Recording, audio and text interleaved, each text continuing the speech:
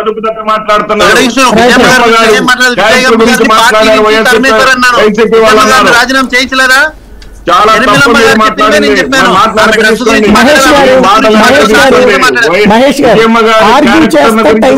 YSCP వాళ్ళు మాట్లాడారు అనేటటువంటి నీచమైన పదాలు ఎప్పుడు మాట్లాడలేదండి.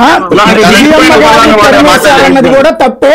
ఆవిడ తెలంగాణ పార్టీకి వెళ్ళింది, తర్వాత ఇష్యూ ఆవిడ కూతురికి సపోర్ట్ చేసింది, అది వేరు.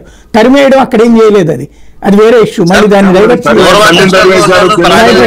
అది మనం వాడాం రాజకీయాల్లో, ఏ వాడాల్సి అన్ని వాడేసుకున్నాం. కాబట్టి జనం కూడా అంగీకరించారు కాబట్టి ఇప్పుడు ఆ చర్చ అనవసరం.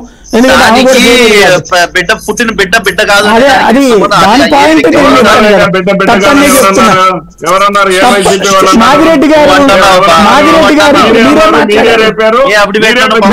గారు మీరే మాట్లాడారు, డైవర్ట్ కావద్దు, భాష కంట్రోల్ లేకపోవడమే పార్టీని ఇప్పటికి కూడా కంట్రోల్ లేదు. కానీ రైట్, నేను కంట్రోల్లోనే ఉన్నాను.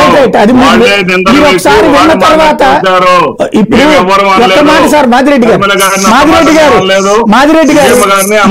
గారు ఒక్కసారి మీరు డిబేట్ అయిపోయాక ఒకసారి రిపీట్ చేసుకుని వినండి.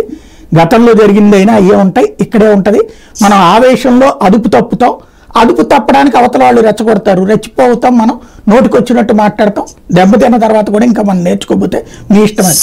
రైట్, పాకా సత్యనారాయణ గారు ఏమంటారు? ఇక్కడ ప్రాక్టికల్ పాయింట్ ఏంటంటే, నాకున్న డౌట్, ఇక్కడ పొత్తులు ఎత్తులు, ఇది 10 ఏళ్ల పొత్తు అన్నారు పవన్ కళ్యాణ్ గారు.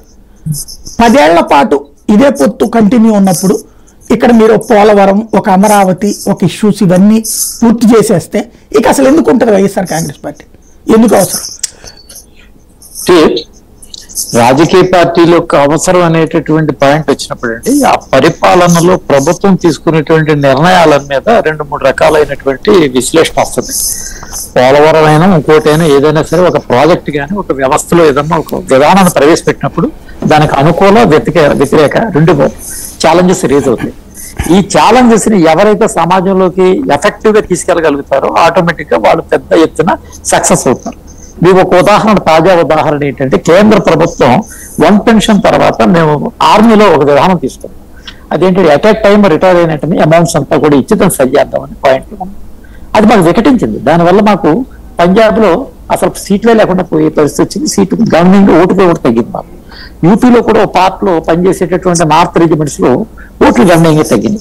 విధానం మంచిదే, కానీ ప్రజల్లోకి చేరేసేటటువంటి పద్ధతుల్లో ప్రతిపక్షం సక్సెస్ అయింది. సక్సెస్ అయిన సందర్భంలో రాజకీయంగా మాకు నష్టం వాటిల్లింది. దేశ ప్రయోజనాల దృష్ట్యా మంచిదా చెడ్డదా అన్నది ఆస్పెక్ట్ పక్కకు పోతుంది. ప్రజాస్వామ్యంలో the end of the day ఎవరు గెలిస్తే ఆడే రాజు, ఆ రకమైనటువంటి యోచన ఉంటుంది. కాబట్టి ఈ ప్రభుత్వ విధానాలు ఇందాక ఏంటంటే మనం అసలు చర్చకు పెట్టాం, ఈ ఎన్నిక తర్వాత వైఎస్ఆర్సీపీ సస్టైన్ అవుతుంది.